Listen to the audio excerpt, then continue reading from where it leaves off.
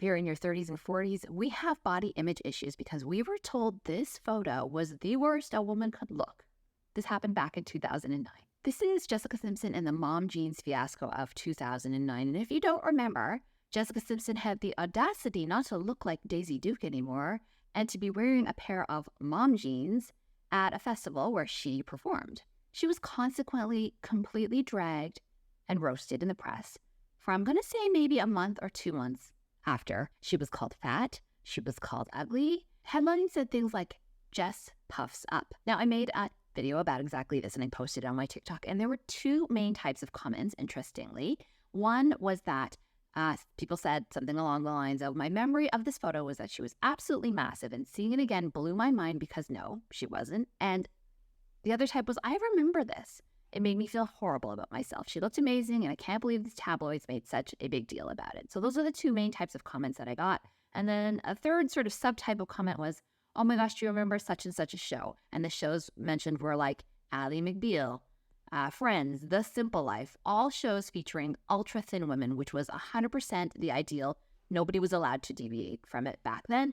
And it has changed all of our brains. And we were all looking through a very, very distorted lens. That's what we're going to talk about in this video.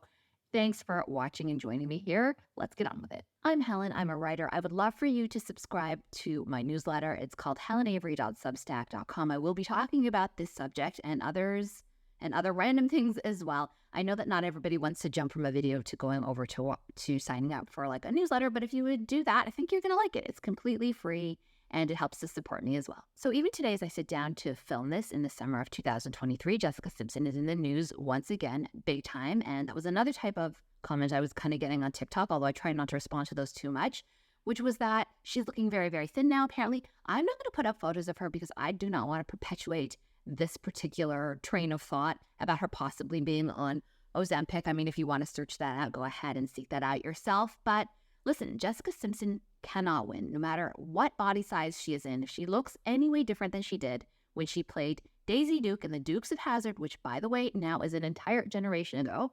This happened in 2005. So if you were born then, you know, you're heading off to college, basically. She's not allowed to look any different. She's not allowed to have any kind of a different body shape, which is absolutely ridiculous. We know she's a woman who's had kids. She's been through it.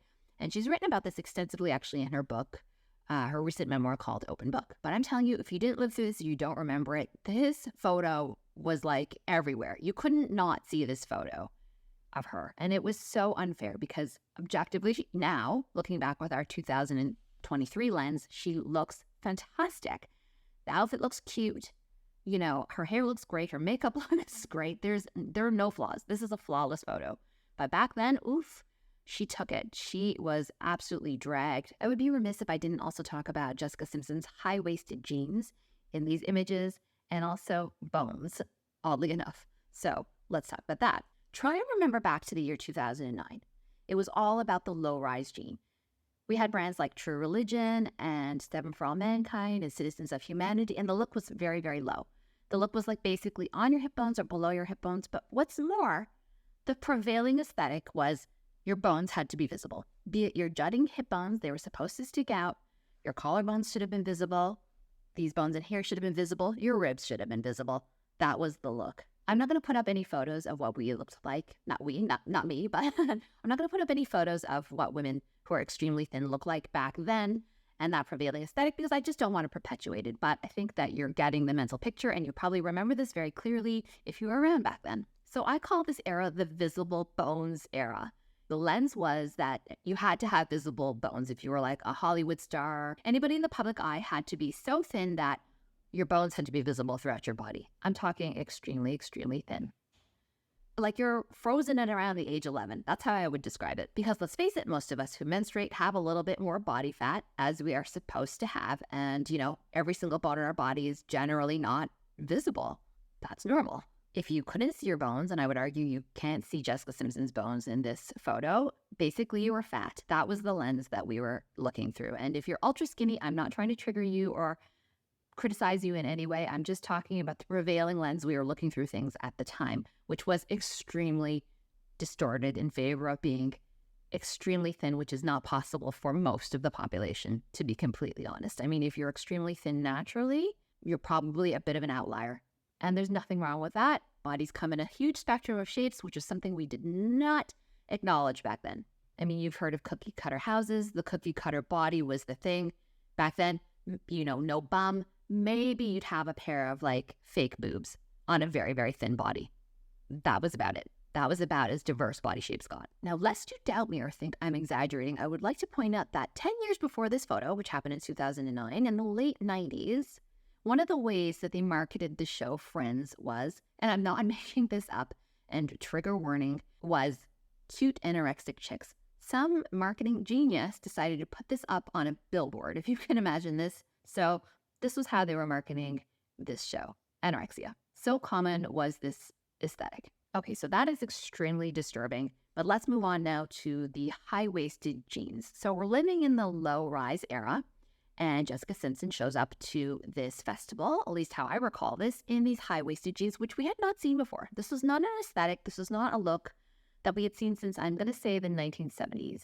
You know, the very low rise was in, of course, but even before that in the 90s, you know, it wasn't like this fitted, high-waisted mom jean look. And mom jeans was like a very disparaging term. It's readily accepted now if you're looking for a jean in that silhouette. But for the longest time, mom jeans was like, that was the worst you could look, basically, was to look like anybody's mom. Because if you remember in the 90s, you know, your mom would have been from the 70s. That's why it's called, you know, mom jeans. We're talking about 70s jeans. So as I say, Jessica Simpson showed up to perform at this festival in this outfit that looks absolutely banging now. It's like, it's, I think, objectively quite cute. But she shows up in this silhouette that nobody's seen. And oh my goodness, you could have sworn she was the leader of a satanic cult.